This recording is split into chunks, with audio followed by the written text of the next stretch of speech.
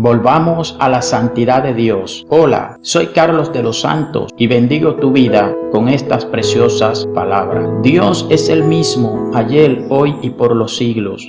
Y Él se ha preparado para sí un pueblo santo, es decir, un pueblo apartado, separado del pecado, de las cosas del mundo.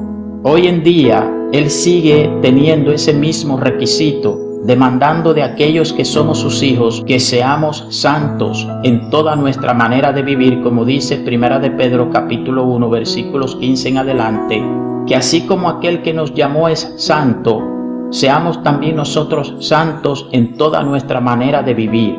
Sin excepción, en todas nuestras áreas de la vida debemos ser santos para Dios, separados, apartados. La palabra santidad procede del hebreo kadosh y del griego agiasmos, y que significa en ambos idiomas separado, apartado, dedicado. La Biblia también nos dice en 1 de Juan capítulo 2 versículos 15 al 17: no amen al mundo ni nada de lo que hay en él. Si alguien ama al mundo, no tiene el amor del Padre, porque nada de lo que hay en el mundo, los malos deseos del cuerpo, la codicia de los ojos y la arrogancia de la vida proviene del Padre, sino del mundo.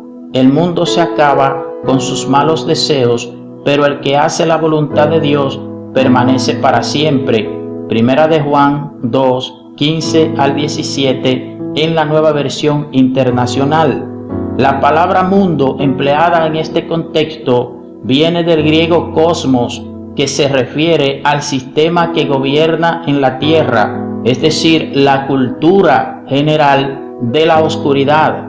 Eso significa mundo, todo el sistema, todas las cosas, incluyendo las modas, los gobiernos corruptos, la mentira, la maldad, la falsedad, la hipocresía, el engaño, todo lo malo que gobierna y que se manifiesta en esta tierra está incluido dentro de lo que la Biblia le llama el mundo. ¿Y por qué nos dice la Biblia que no amemos al mundo, que no amemos ese sistema? Vamos a ver. 1 de Juan capítulo 5 verso 19 en la Reina Valera 1960 nos dice: sabemos que somos de Dios y el mundo entero está bajo el maligno. Otras versiones dicen está bajo el control del maligno, y otras versiones continúan diciendo también está bajo la influencia. Y por eso Dios nos dice que no amemos al mundo. ¿Por qué? Porque el mundo está influenciado, está gobernado por el sistema establecido por las tinieblas. Dice, vuelvo y digo, 1 de Juan 5:19, sabemos que somos de Dios y el mundo entero está bajo el maligno. Sabemos que el maligno es Satanás, el Señor lo reprenda. Entonces, ese sistema de ese reino es el que impera en esta tierra, y por eso es que Dios nos dice que no amemos al mundo. Todas las áreas de la vida, las modas, la televisión, los medios de comunicación en general, en su gran mayoría, están influenciados por el sistema del infierno. Digo la mayoría porque también hay una parte de esos medios que son utilizados para predicar la palabra, son utilizados por el reino de Dios, pero en su gran mayoría está dominado por la cultura del infierno. Por eso vemos, por ejemplo, que en el caso de las modas, mientras más inmorales, más le agrada a la mayoría de personas. ¿De dónde viene eso? Eso viene del sistema satánico. Los gobiernos corruptos que se desarrollan en base a falacias, mentiras, engaños e hipocresías. ¿Quién los gobierna? En la mayoría de los casos, el sistema del infierno también. Todo eso forma parte del mundo. Recuerde que el mundo es el sistema que está influenciado en su mayoría por la cultura de las tinieblas de Satanás. Y como Dios nos ha separado a nosotros de ese sistema, nos dice que no amemos al mundo. En otras palabras, nos dice que seamos santos en toda nuestra manera de vivir. Por eso es que en nuestro vestir también tenemos que vestir con pudor y modestia. tenemos que vestir separados de cómo viste el que actúa según el sistema del mundo. La Biblia nos dice en 1 de Juan 2:16, porque nada de lo que hay en el mundo, los malos deseos del cuerpo, la codicia de los ojos y la arrogancia de la vida, proviene del Padre, sino del mundo. ¿Qué son los deseos de la carne? Es todo aquello que apela al apetito carnal o físico, aunque los deseos naturales del cuerpo no son inherentemente malos, es decir, la necesidad de comida, bebida y satisfacción sexual. El diablo puede usar estas cosas lícitas dentro de sus límites para esclavizar al hombre. Confiérase 1 Corintios 6:12. En esta categoría de los deseos de la carne encontramos la tentación. El maligno usa los deseos internos lícitos para producir pasiones carnales ilícitas, es decir, la glotonería, la fornicación. Por ejemplo, el comer es lícito, pero cuando caemos en la glotonería ya lo convertimos en un pecado. La satisfacción sexual dentro del matrimonio es lícita, pero cuando tenemos relaciones sexuales fuera del matrimonio la convertimos en fornicación. Los israelitas sucumbieron a este tipo de tentación cuando se sentó el pueblo a comer y a beber y se levantó a jugar. 1 Corintios 10:7 y Éxodo 32:6. El diablo trató de tentar a Jesús por medio de los deseos de la carne cuando le propuso que convirtiera piedras en pan. Mateo 4:3. Qué interesante observar que el diablo no tuvo reparos en tentar al mismo Jesús. ¿Cuánto más nos tentará a cada uno de nosotros? Estemos pues alerta. También nos dice que no amemos los deseos de los ojos, y esto es todo aquello que apela a las demandas insaciables de la vista. Eclesiastés 1:8. Es decir, cuando una persona ve algo y de una vez lo quiere, solamente con verlo, se deja dirigir por lo que su vista les muestra a esas personas. O sea, quiere complacer la vista, quiere complacer los ojos, todo lo que ve, si le parece bonito, lo quiere. En esta categoría de tentación, el maligno usa la atracción externa, inherentemente buena, es decir, que por sí es buena, como el deseo de una casa o un auto, o mala, como el deseo de la mujer del prójimo, para generar codicia. Entonces la codicia es el deseo de tener más, cuando no somos contentos con lo que Dios nos da, sino que somos insaciables para satisfacer los deseos de nuestra vista. Eso fue lo que le aconteció a Eva en Génesis 3:6 y a Acán en Josué 7:21. Sucumbieron a este tipo de tentación cuando codiciaron lo prohibido. El diablo trató de tentar a Jesús por medio de los deseos de los ojos cuando le mostró todos los reinos del mundo y la gloria de ellos y le dijo: todo esto te daré si postrado me adorares. Mateo 4:8-9. Por eso dice la Biblia: porque nada trajimos a este mundo y nada podemos llevarnos, así que si tenemos ropa y comida, contentémonos con eso. Los que quieren enriquecerse caen en la tentación y se vuelven esclavos de muchos deseos. Estos afanes insensatos y dañinos hunden a la gente en la ruina y en la destrucción, porque el amor al dinero es la raíz de toda clase de males.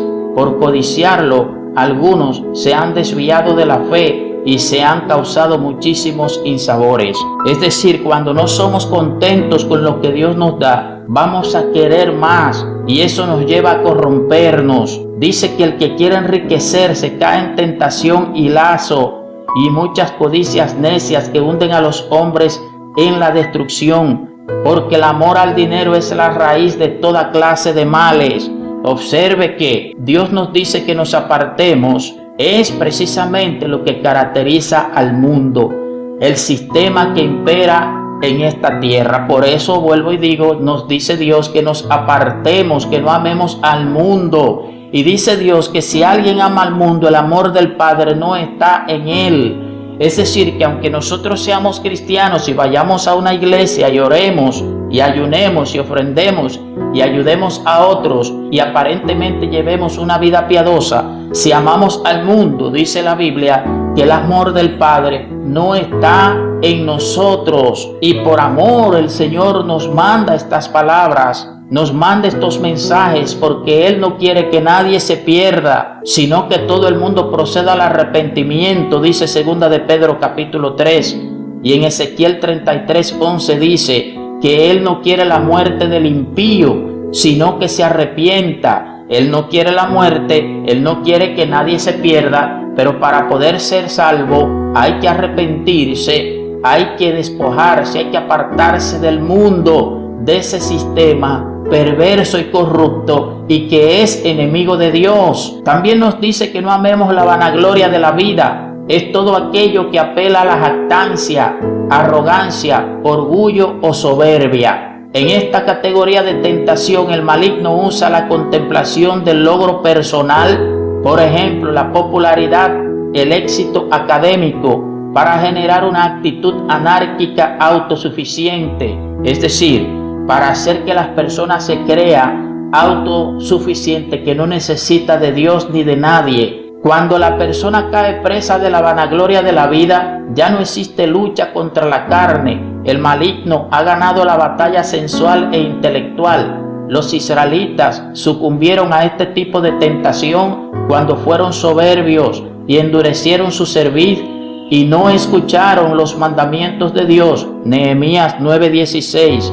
El diablo también trató de tentar a Jesús por medio de la vanagloria de la vida cuando le llevó a la santa ciudad y le puso sobre el pináculo del templo y le sugirió que desafiara a Dios. Mateo 4:5-7.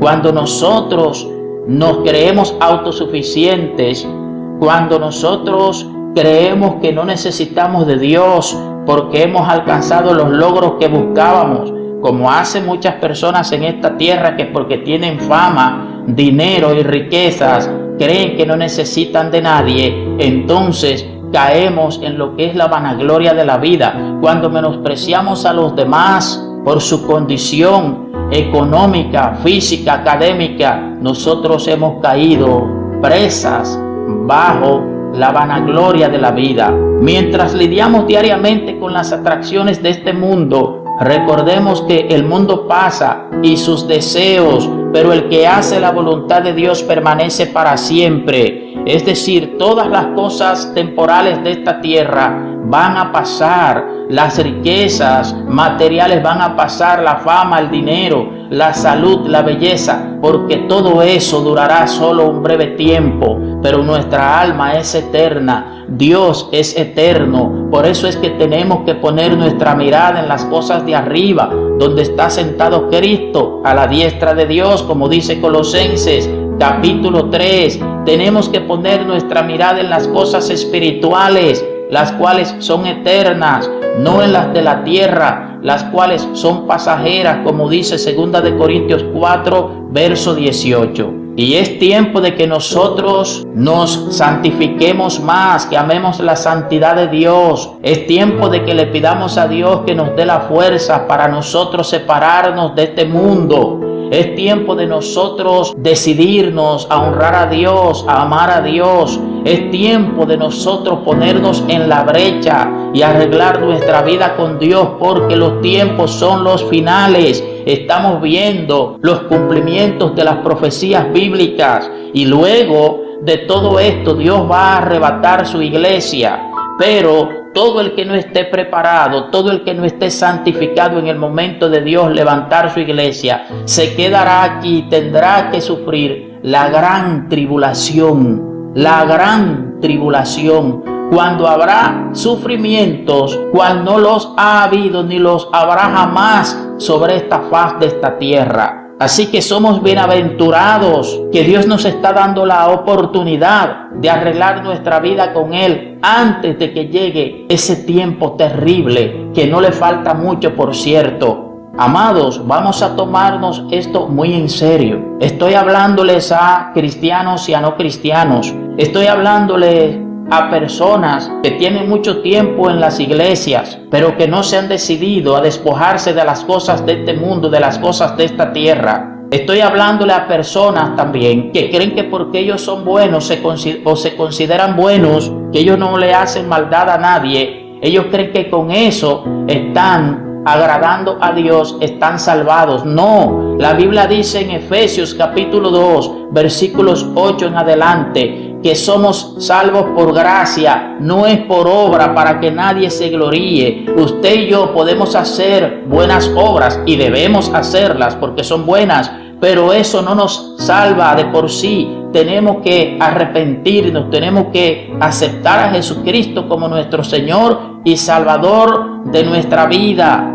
Sí, es cierto, Dios es amor, pero el amor de Dios no implica que si nosotros negamos a Jesús, que si nosotros persistimos en vivir nuestra vida en pecado, que si nosotros nos negamos a santificarnos, si somos cristianos, si rechazamos las palabras y los mensajes que el Señor nos manda, ese amor de Dios no va a impedir que nosotros caigamos en la condenación, en el infierno, en el lugar de tormento eterno. Por amor es que Dios nos ha dado tanto tiempo. Hace 2000 y algo de años que Jesús vino a morir para que nosotros pudiésemos ser salvados. Y todo ese tiempo Dios se lo ha regalado a la humanidad porque Él no quiere que nadie se pierda. Pero para no perderse hay que arrepentirse. Si tú quieres aceptar a Jesús para ser salvo en este momento, yo te invito a hacer esta oración. Señor Jesús, te confieso con mi boca, creo en mi corazón que tú eres el Señor y que Dios te levantó entre los muertos.